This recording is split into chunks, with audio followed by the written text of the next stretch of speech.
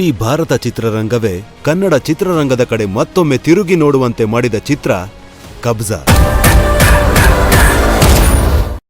ಅದ್ದೂರಿಯಾಗಿ 100 ಕೋಟಿ ಬಜೆಟ್ನಲ್ಲಿ ಕನ್ನಡ ಚಿತ್ರವೊಂದನ್ನು ರಚಿಸಿ, ನಿರ್ದೇಶಿಸಿ, ನಿರ್ಮಿಸಿ, ಭಾರತ ಮಾತ್ರವಲ್ಲದೆ ಜಗತ್ತಿನಾದ್ಯಂತ ಅನೇಕ ದೇಶಗಳಲ್ಲಿ ರಿಲೀಸ್ ಮಾಡಿ ಜನರ ಮೆಚ್ಚುಗೆಯನ್ನು ಪಡೆದು ಸ್ಟಾರ್ ಡೈರೆಕ್ಟರ್ ಎಂಬುದನ್ನು ಮತ್ತೊಮ್ಮೆ ಸಾಬೀತು ಮಾಡಿದಂತಹ ನಮ್ಮ ಹೆಮ್ಮೆಯ ನಿರ್ದೇಶಕ, pan India director, the great visionary R Chandru.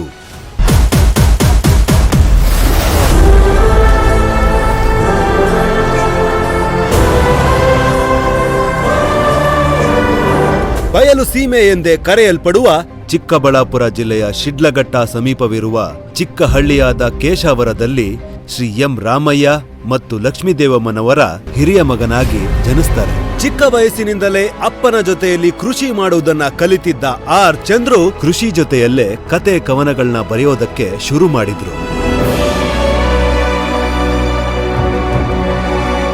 ತಾನು ಓದುತ್ತಿದ್ದ ಸರಸ್ವತಿ ಕಾನ್ವೆಂಟ್ ಟೀಚರ್ ಒಬ್ರು ಇವರ ಬರವಣಿಗೆಗೆ ಮನಸೋತು ಚಿತ್ರರಂಗಕ್ಕೆ ಹೋಗುವಂತೆ ಆಗಲೇ ಪ್ರೇರೇಪಿಸಿದ್ರು.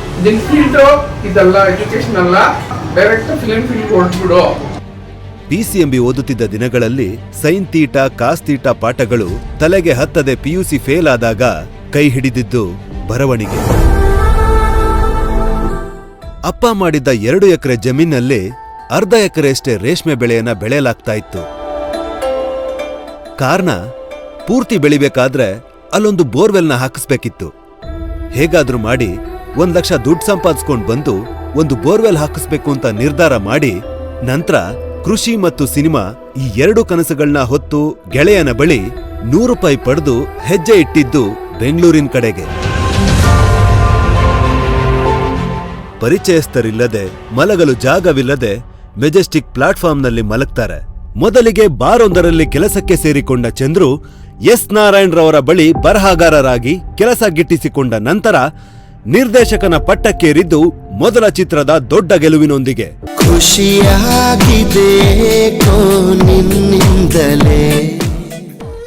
ತಾಜ್ ಮಹಲ್ ಕಟ್ಟಿ ಪ್ರೇಮ್ ಕಹಾನಿ ಶುರು ಮಾಡಿದ ಆರ್ ಚಂದ್ರು ಸೆಂಚುರಿ ಸ್ಟಾರ್ ಶಿವಣ್ಣನ ಜೊತೆಗೆ ಮೈಲಾರಿಗೆ ಆಕ್ಷನ್ ಕಟ್ ಹೇಳ್ತಾರೆ.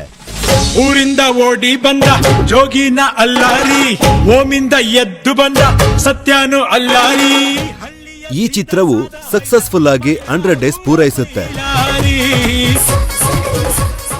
ಶ್ರೀನಗರ ಕಿಟ್ಟಿ ಬಹುಭಾಷಾ ನಟಿ ಪ್ರಿಯಾಮಣಿ ಜೊತೆಗೆ ಕೋಕೋ ಮಾಡಿದ ನಂತರ ಲವ್ಲಿ ಸ್ಟಾರ್ ಪ್ರೇಮ್ಗೆ ಚಾರ್ಮಿನಾರ್ ಕಟ್ತಾರೆ. ಚಾರ್ಮಿನಾರ್ನಲ್ಲಿ ಕೇವಲ ನಿರ್ದೇಶನ ಮಾತ್ರವಲ್ಲದೆ ನಿರ್ಮಾಪಕರಾಗಿಯೂ ಬಂಡವಾಳ ಹೂಡಿ ಗೆಲುವನ್ನ ಕಾಣ್ತಾರೆ. ಈ ಚಿತ್ರಕ್ಕೆ ಕರ್ನಾಟಕ ಸರ್ಕಾರ ರಾಜ್ಯ ಪ್ರಶಸ್ತಿಯನ್ನ ನೀಡಿ ಗೌರವಿಸುತ್ತೆ. ನಂತರ ಅವರು ಕಣ್ಹಾಯಿಸಿದ್ದು ರಿಯಲ್ ಸ್ಟಾರ್ ಉಪೇಂದ್ರ ಅವ್ರ ಕಡೆಗೆ.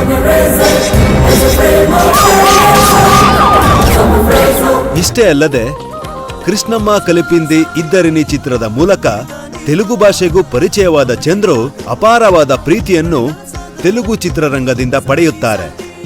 ಮಳೆ, ಲಕ್ಷ್ಮಣ, ಐ ಲವ್ ಯು ಚಿತ್ರಗಳ ಮೂಲಕ ತಮ್ಮದೇ ಆದ ಅಭಿಮಾನಿ ಪಡೆಯನ್ನು ಸೃಷ್ಟಿಸಿಕೊಳ್ಳುತ್ತಾರೆ. ಇಷ್ಟೆಲ್ಲ ಆದ್ಮೇಲೆ ಒಮ್ಮೆ ಹಿಂತಿರುಗಿ ನೋಡಿದ್ರೆ ಸಿನಿಮಾ ಕೃಷಿಯ ಜೊತೆಗೆ ಮೂಲ ಕೃಷಿಯು ಸದೃಢವಾಗಿರುತ್ತೆ.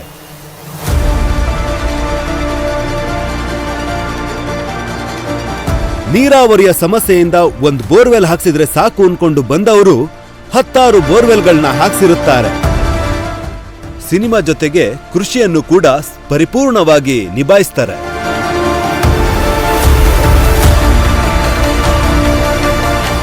ನಾನ್ ಸ್ಟಾಪ್ ಆಗಿ 11 ಸಿನಿಮಾ ಮಾಡಿದ್ದವನಿಗೆ ಕನ್ನಡದ ಚಿತ್ರವೊಂದು ಭಾರತ ಚಿತ್ರರಂಗದಲ್ಲಿ ಸದ್ದು ಮಾಡಿದಾಗ ಈಗ ಮಾಡಿರುವ ಕೃಷಿ ಸಾಲದೆನಿಸುತ್ತೆ. ನೈಜ ಘಟನೆಗಳನ್ನ ಆಧರಿಸಿ ಸಿನಿಮಾ ಮಾಡುತ್ತಿದ್ದವರಿಗೆ ಕಂಟೆಂಟ್ ಜೊತೆಗೆ ಅದ್ದೂರಿಯಾಗಿ ಮೇಕಿಂಗ್ನಲ್ಲೂ ಸಾಧಿಸಿ ತೋರಿಸಬೇಕು ಅನ್ನೋ ಛಲ ಹುಟ್ಕೊಳ್ಳುತ್ತೆ. ಸತತ 4 ವರ್ಷಗಳು ಒಬ್ಬಂಟಿಯಾಗಿ ಕಷ್ಟಪಟ್ಟು ಒಬ್ಬ ಬರಹಗಾರನಾಗಿ ಕತೆ, ಚಿತ್ರಕತೆ ಬರೆದು ನಿರ್ದೇಶನದ ಜೊತೆಗೆ ಹಣವನ್ನು ಹೊಂದಿಸಿ ಪ್ಯಾನ್ ಇಂಡಿಯಾ ಮಟ್ಟದಲ್ಲಿ ಕಬ್ಜಾ ಚಿತ್ರವನ್ನ ಜಗತ್ತಿನಾದ್ಯಂತ ತೆರೆಗೆ ತರ್ತಾರೆ. ಇಂಡಿಯನ್ ಫಿಲಂ ಇಂಡಸ್ಟ್ರಿ ಕಳೆದೋಗುತ್ತೆ. Chandru pan India property. Chandru ಗೆದ್ದುಬಿಟ್ಟಿದ್ದಾರೆ. ಪಂಚಭಾಷೆಗಳಲ್ಲಿ ತಯಾರಾದ ಕಬ್ಜಾ ಸುಮಾರು 4,000ಕ್ಕೂ ಅಧಿಕ ಸ್ಕ್ರೀನ್ಗಳಲ್ಲಿ ತೆರೆ ಕಂಡು ಭಾರತೀಯ ಚಿತ್ರರಂಗವೇ ತನ್ನ ಮೇಕಿಂಗ್ ಕಡೆಗೆ ತಿರುಗಿ ನೋಡುವಂತೆ ಸೆನ್ಸೇಷನ್ ಕ್ರಿಯೇಟ್ ಮಾಡ್ತಾರೆ.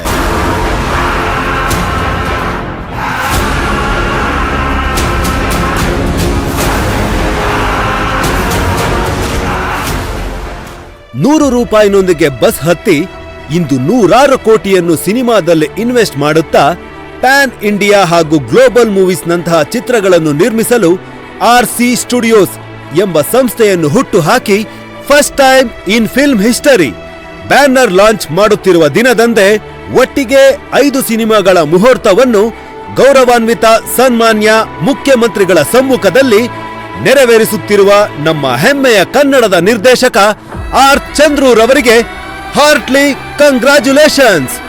All the best RC studios ಮತ್ತು R. ಚಂದ್ರು.